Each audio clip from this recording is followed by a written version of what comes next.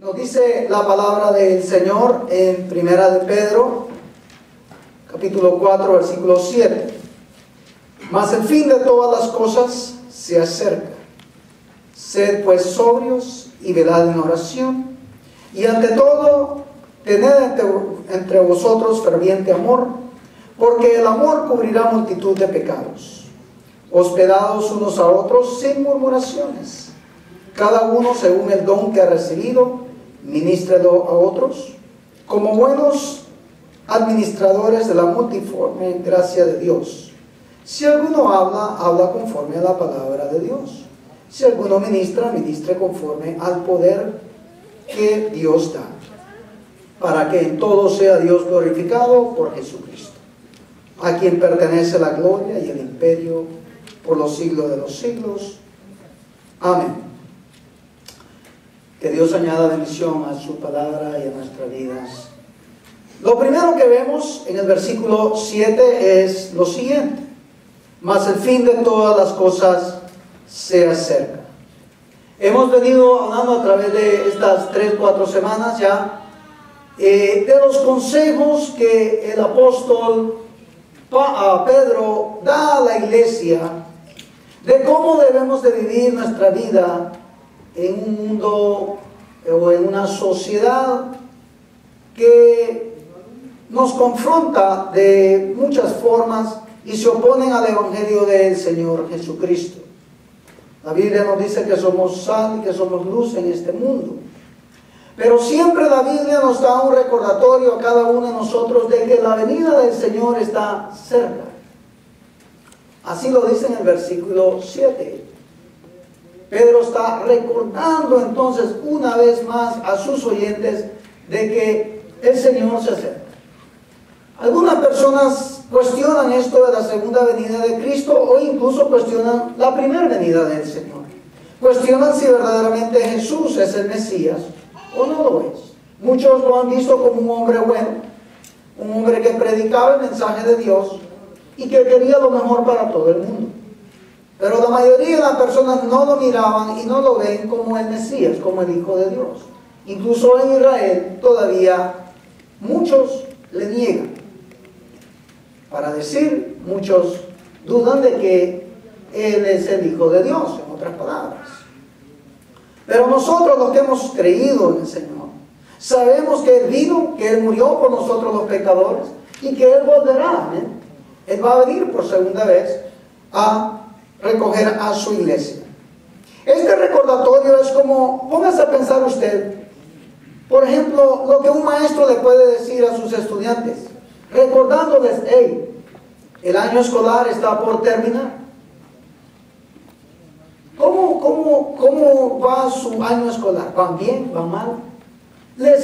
El maestro le está dando una advertencia a sus estudiantes de que el año está por terminar, que va a haber un fin, y que deben entonces de esforzarse, preocuparse a hacer mejor. Imagínense una pareja que va al doctor. La muchacha está embarazada, la esposa está embarazada, y el doctor le dice: bueno, ya tiene usted 7 o 8 meses, se acerca la venida de ese bebé, y que la esposa dude de ello, o que los estudiantes duden de que el año escolar está por terminar. De igual forma, la Biblia nos advierte a nosotros: mas el fin de todas las cosas está cerca. Aquí la idea es que Cristo viene pronto. ¿Y cuál debe de ser nuestra actitud entonces con respecto a eso? Hay muchos que se han levantado a través de los tiempos diciendo: bueno, Jesús va a venir en X fecha, y le ponen fecha, día, hora y todo, ¿verdad?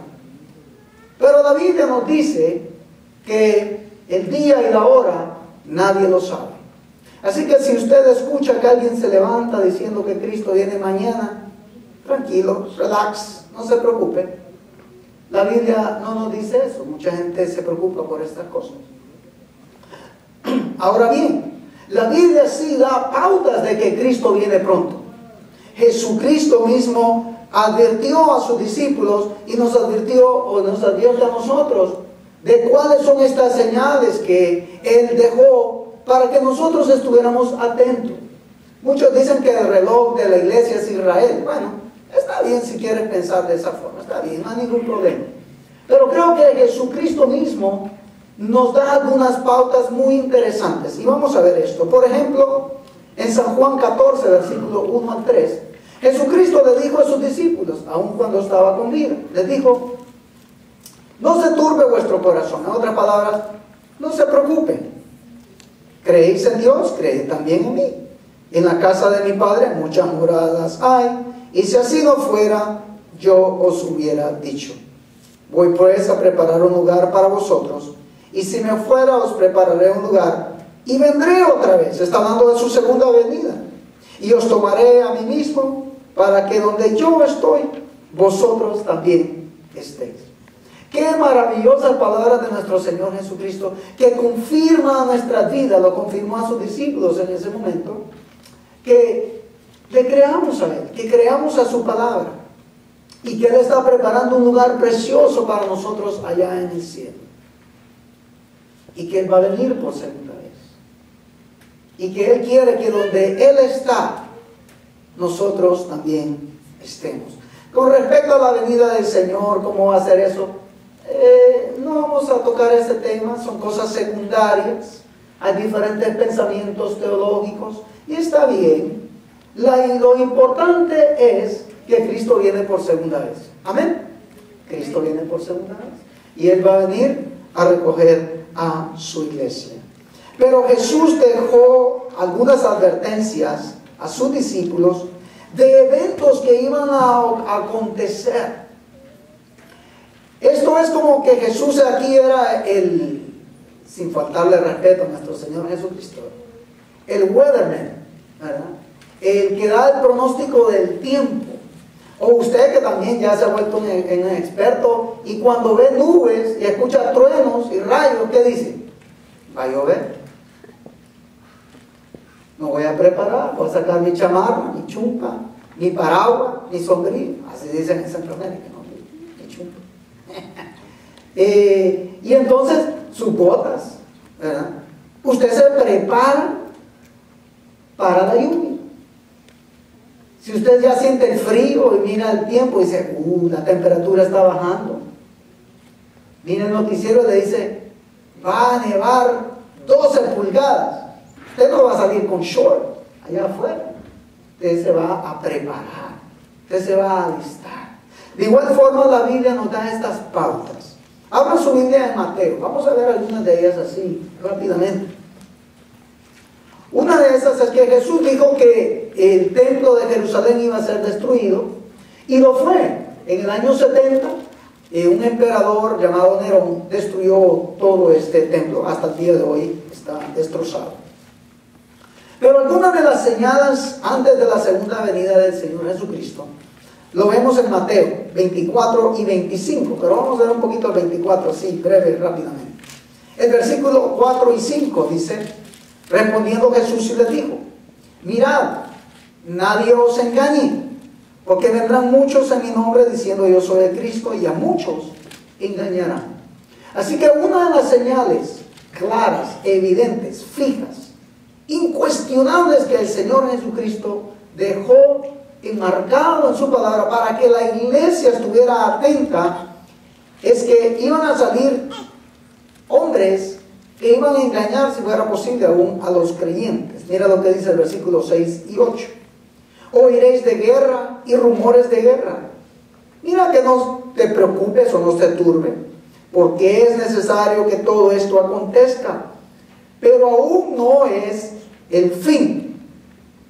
Porque se levantará nación contra nación, reino contra reino, y habrán pestes, y habrá hambre, y habrán terremotos en diferentes lugares, y todo esto será principio de dolores.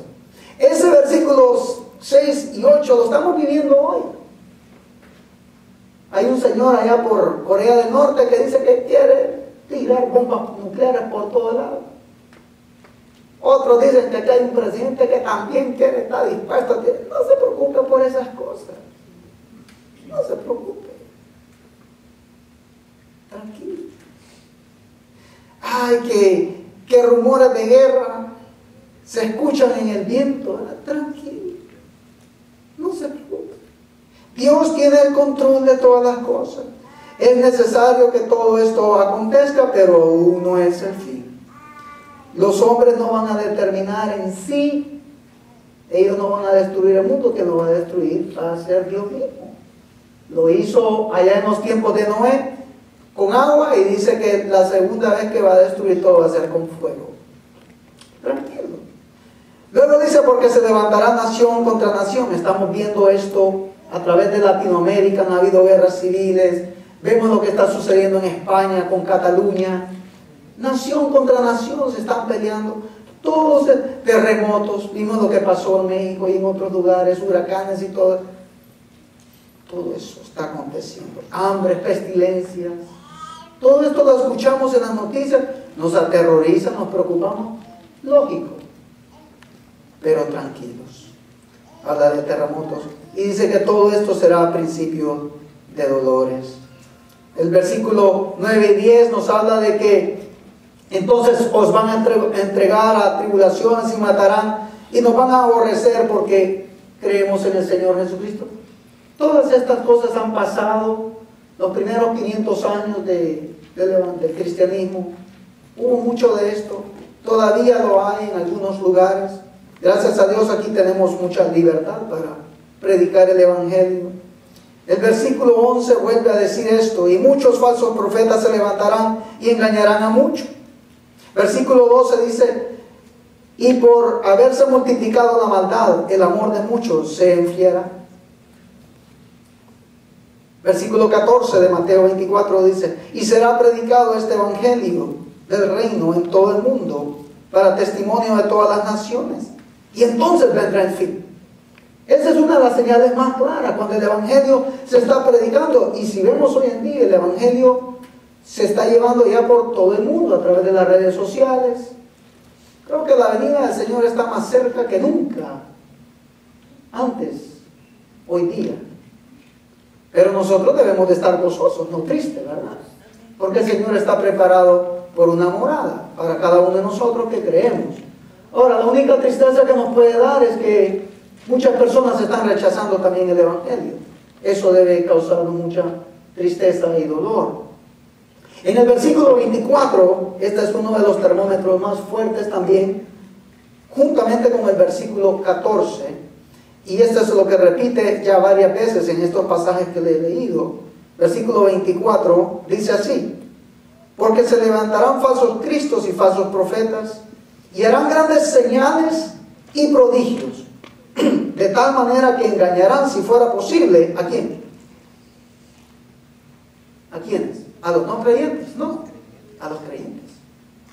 No hay nada que me está causando más tristeza hoy en día que este versículo 24.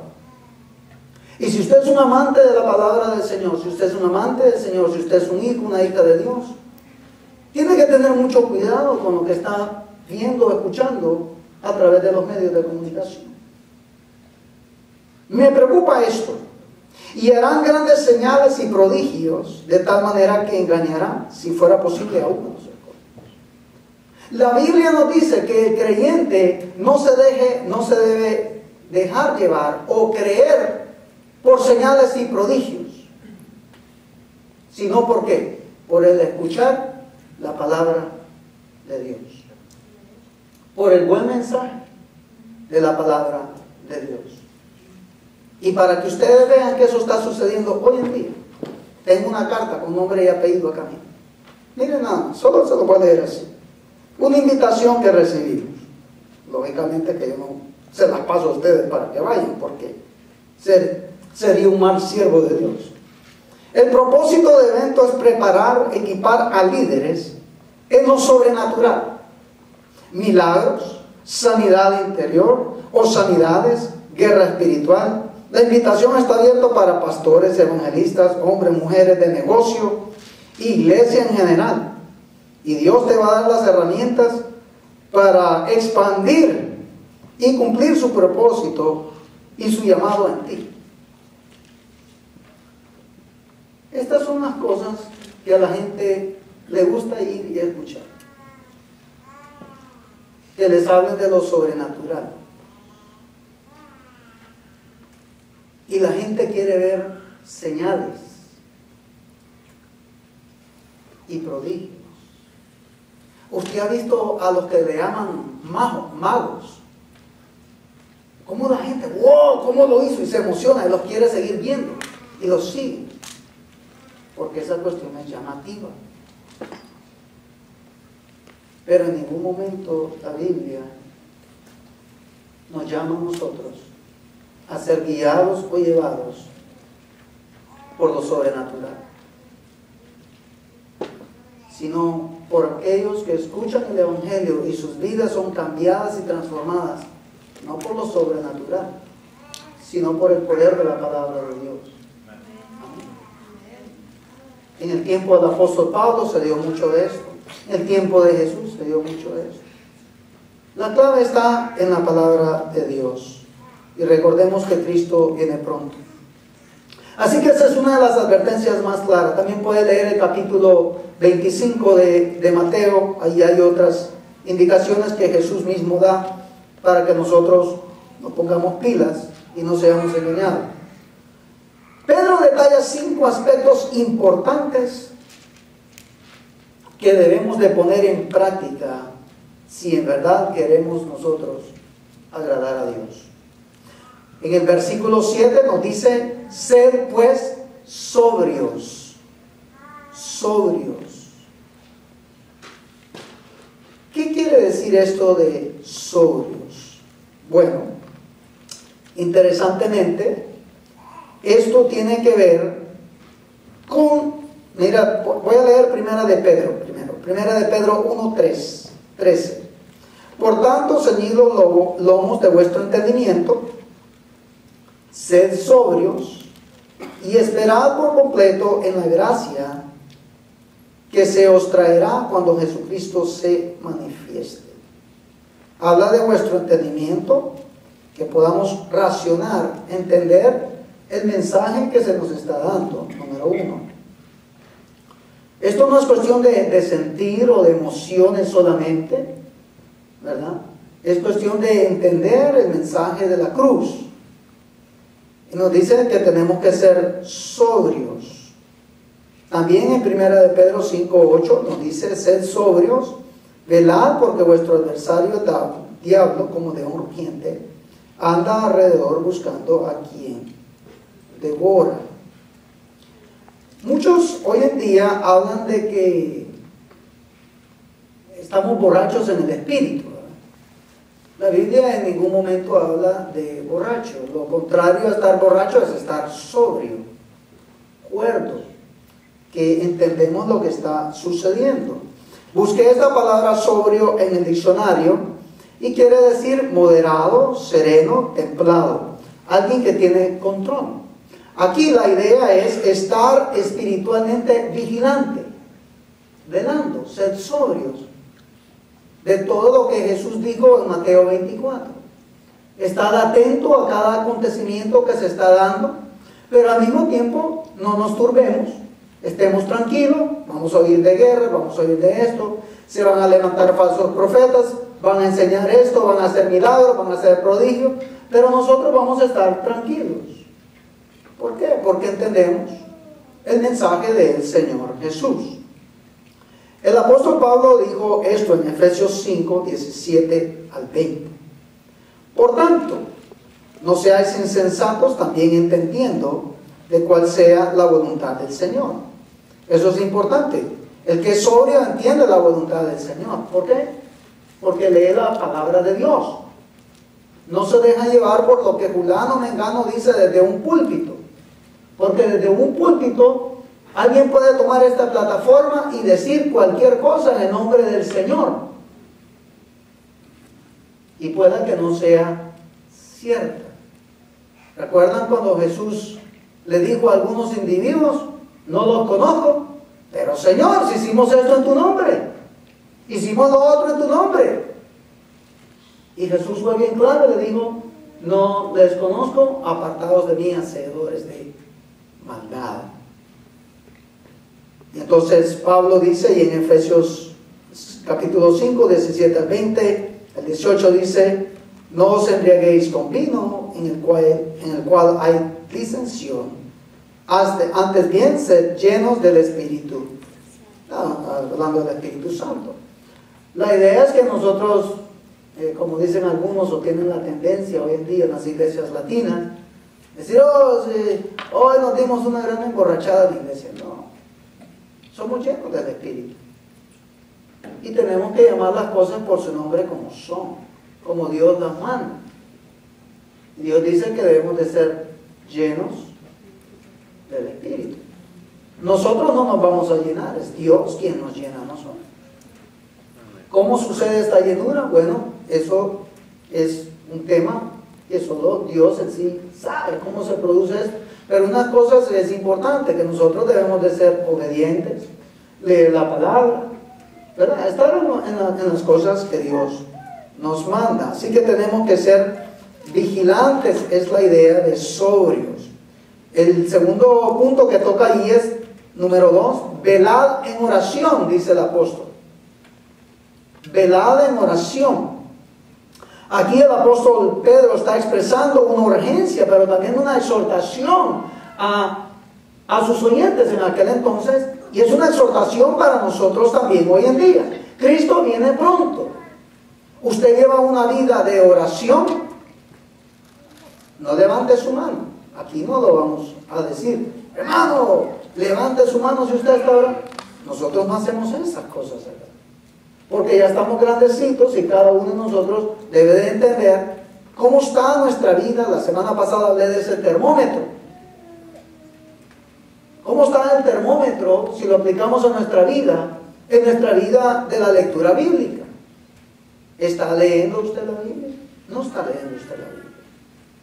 Usted dice que es un hijo, una hija de Dios, probablemente ya está hasta bautizado y no lee la Biblia. ¿Estará bien eso? No estará bien eso. La Biblia nos llama, Pablo exhorta y dice, velad en oración. Mateo 26, 40 al 42 dice, Jesús vino luego a sus discípulos y los halló durmiendo. Jesús halló durmiendo a sus discípulos y dijo a Pedro, ¿así que no habéis podido velar conmigo una hora? Y Jesús les dice a ellos, velad y orad. Esta es una de las razones por las cuales debemos de orar. Versículo 41 de Mateo 26. Velad y orad para que no entréis en tentación. Porque hay quien dice, ¿para qué tengo que orar si Jesús sabe cuáles son mis necesidades? Si Dios me va a proveer todo.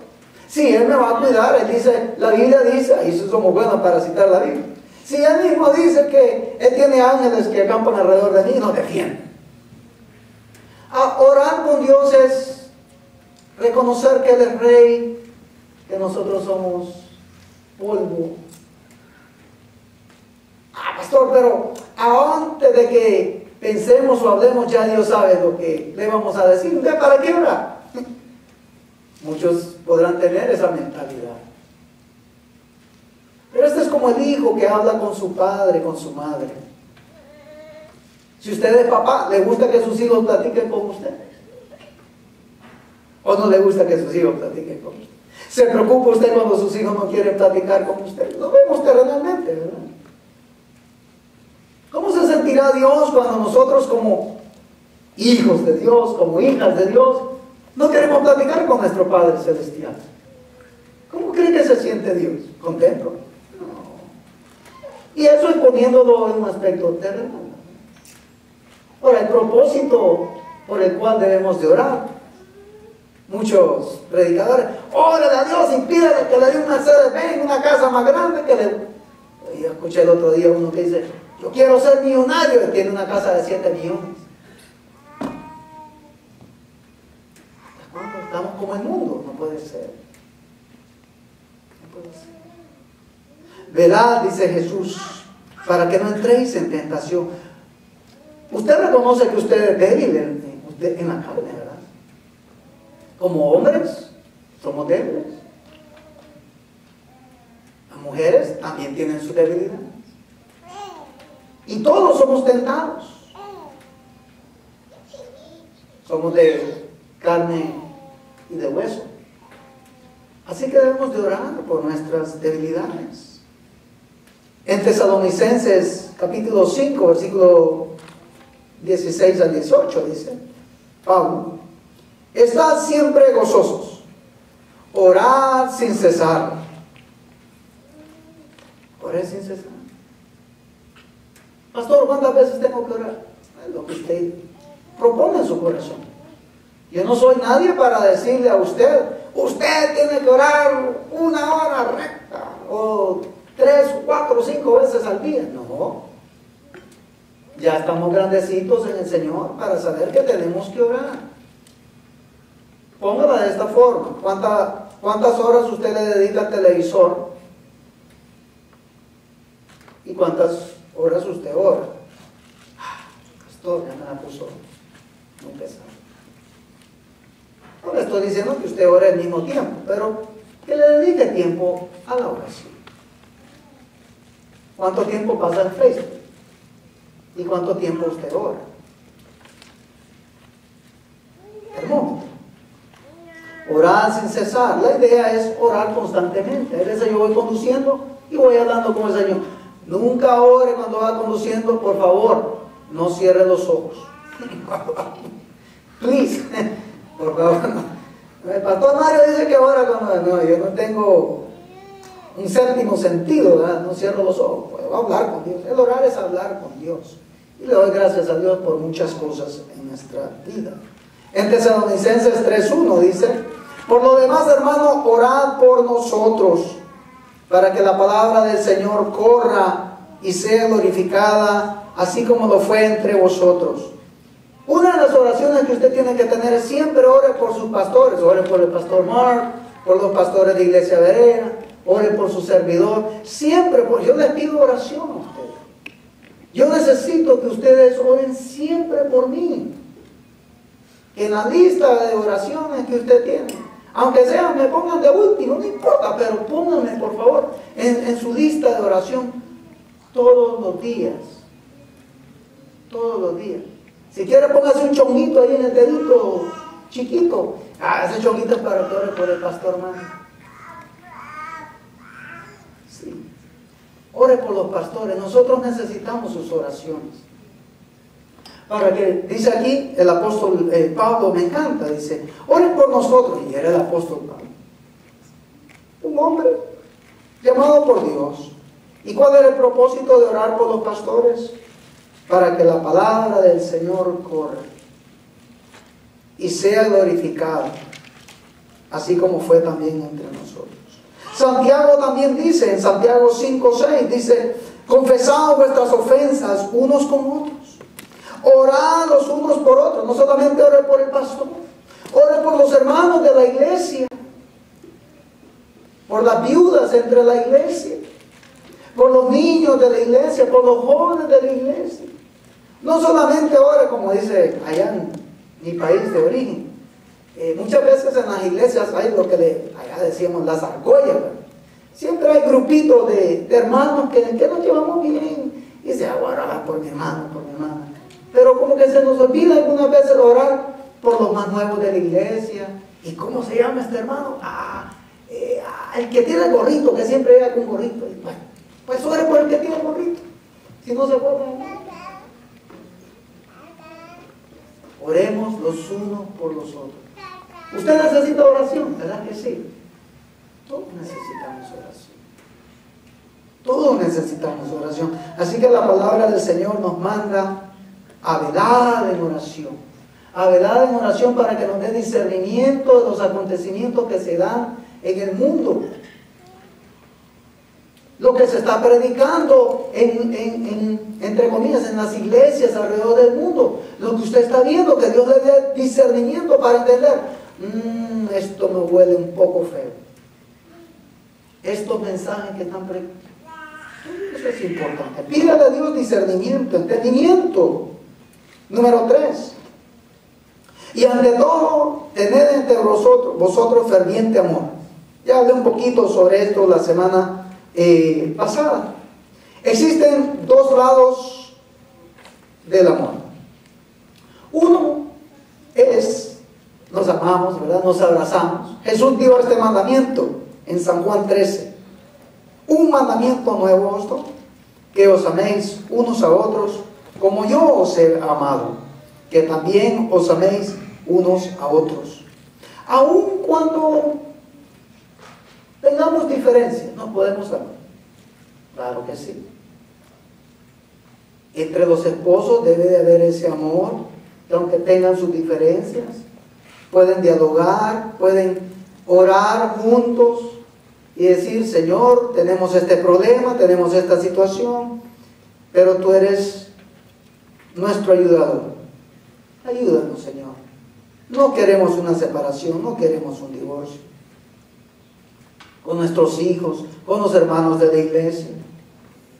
Que nos amemos unos a otros, dijo el Señor. Qué bonito es cuando alguien se nos acerca, ¿verdad?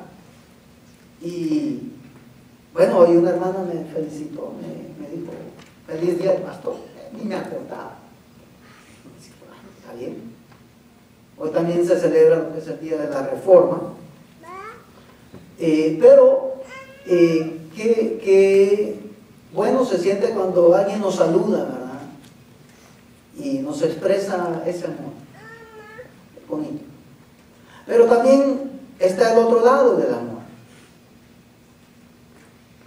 Otro lado del amor, sí. Hay otro lado del amor que puede molestar, que puede afectar en una relación, que puede dañar. Pero que no sea yo o mis palabras, sino que vayamos a la palabra de Dios.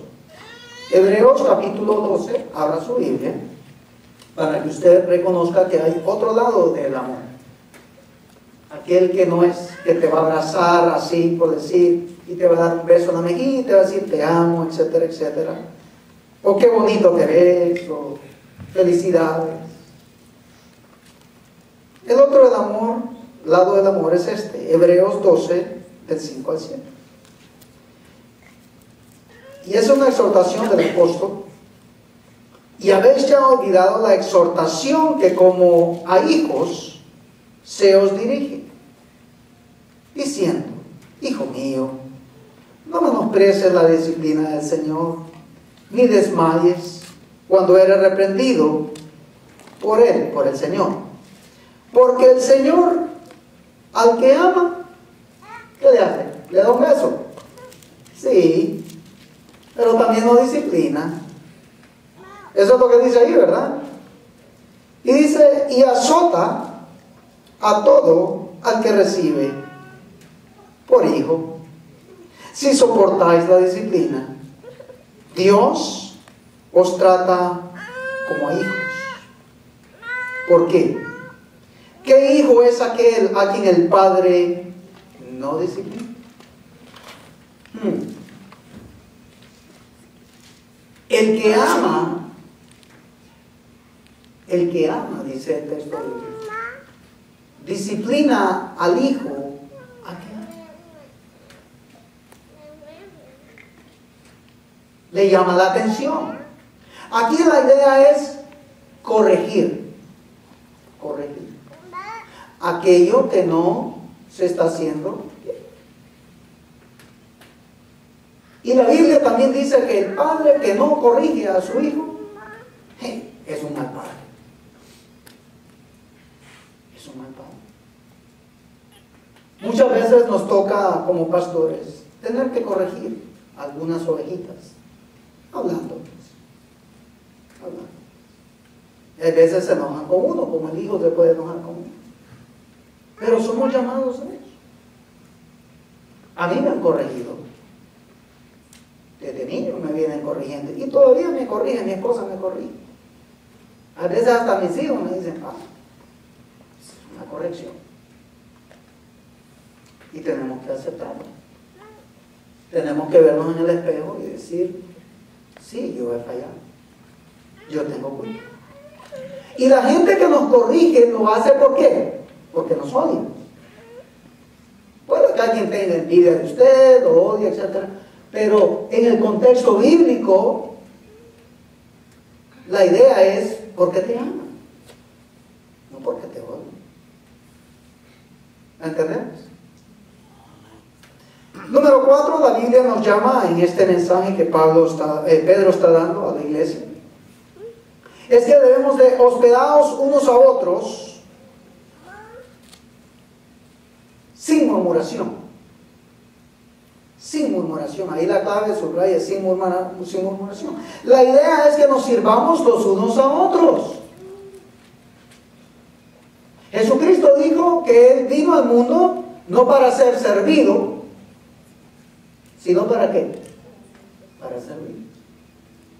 Y ahí la gran diferencia con la teología de la prosperidad, que estos quieren ser servidos. Ahí chocamos. No estamos de acuerdo en eso. Porque somos llamados a servirnos unos a otros. Y usted tiene, y yo, tenemos que servir a todo el mundo. Ah, pastor, pero aquí usted no sabe que yo estoy enemistado con el brother o con la sister. Bueno, platiquen, resuelvan el problema en el amor del Señor. Si necesita ayuda, pues llame a uno de los pastores o ancianos de la iglesia para que podamos resolver este problema, porque somos hermanos en la fe. No, pastor, yo creo que mejor me voy de la iglesia. ¿Cómo? ¿Qué va a hacer cuando llegue al cielo? ¿Qué le va a decir al Señor? ¿Está ahí Julano de tal? No quiero ir para allá contigo. Resuélvalo.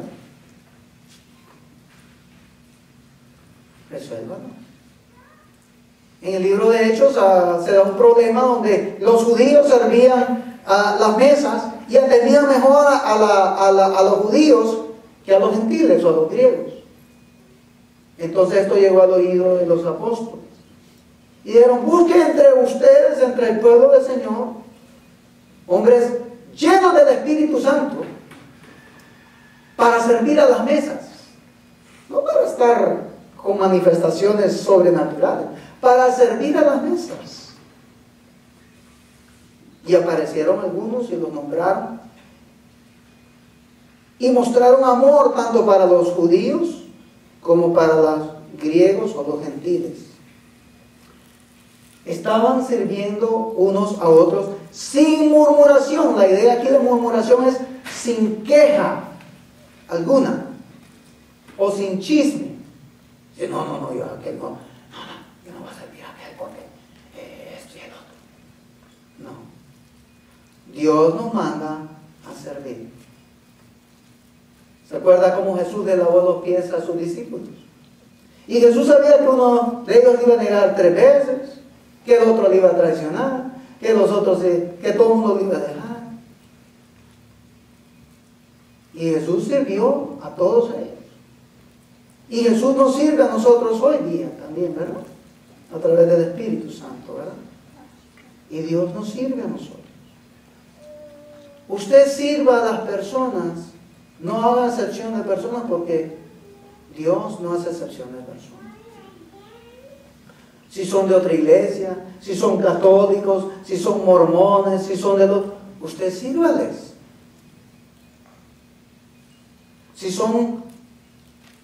Si piensan políticamente diferente a usted, sirvan. Ah, no, pero es que estos son de ese partido. Y Jesús dijo, si te pide, dale. Si es necesario que vaya una milla más, vaya una extra. No, pastor, pero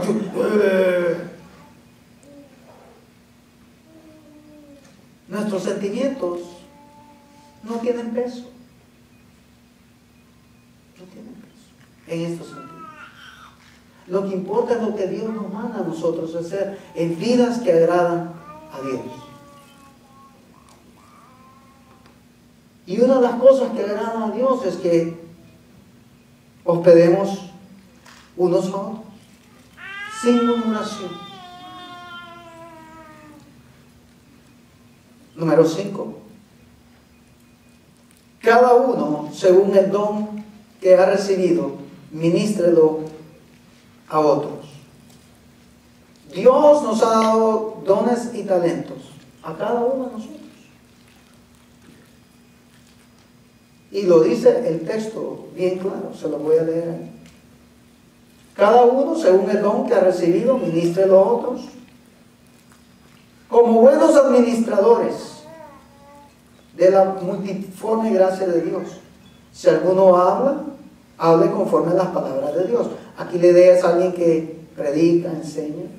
Hágalo conforme ¿a qué? A la palabra de Dios. No con el cuantito que vienen aquí y se pueden parar acá y Dios me dijo, Dios. No, Dios ya lo dijo. Dios no está escribiendo nada nuevo. Dios no está añadiendo nada nuevo a su palabra. Ya lo que está. No le podemos quitar, no le podemos añadir. Si alguno ministra, ministro conforme al poder que Dios da. El poder de Dios no es gritar desde el púlpito. ¿Qué poder es que tiene el hermano? Porque se mueve de un lado para otro. Y porque grita bastante. No. Jesús hablaba y el poder de la palabra del Señor se manifestaba. Las vidas eran transformadas, eran cambiadas. Pedro llevó un mensaje a 5,000, a 3,000 personas. Tranquilo. Les llevó el mensaje. Y la gente se convertía. No por Pedro. Porque el Espíritu de Dios estaba manifestando aquí. No somos nosotros. Dios te va a usar. Si tú quieres gritar, grita todo lo que tú quieres gritar. Pero Dios va a hacer el cambio en la vida de las personas cuando tú predicas así, suavecito, si tú quieres predicar. ¿Sabe que hay gente que predica con, ¿cómo le llaman ese? De las señales de lengua para los sordomudos. Y la gente es transformada a través de ese mensaje, sin decir una sola palabra. Claro, están predicando. Y usted y yo podemos predicar sin decir una palabra, sino que con el testimonio mismo de nuestra vida, viviendo vidas que agradan a Dios.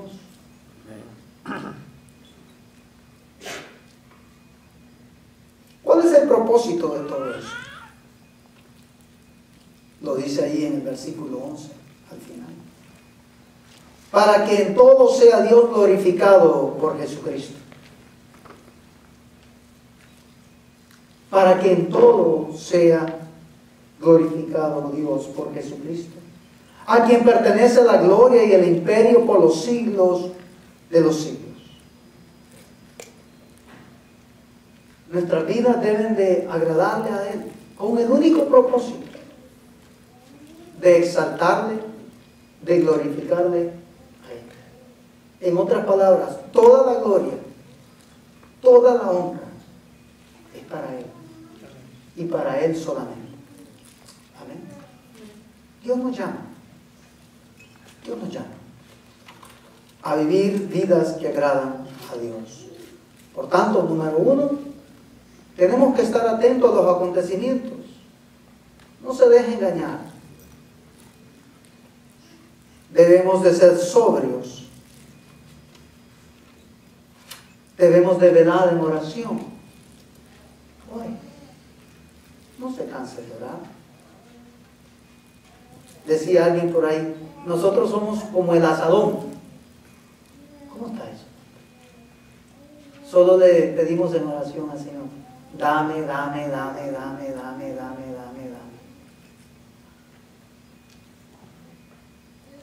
Tenemos que orar por otros. Debe de haber un ferviente amor entre nosotros. Debemos de hospedar a otros sin murmuración, debemos de servir a otros, es la idea. Y debemos de utilizar los dones y los talentos que Dios nos ha dado a cada uno de nosotros.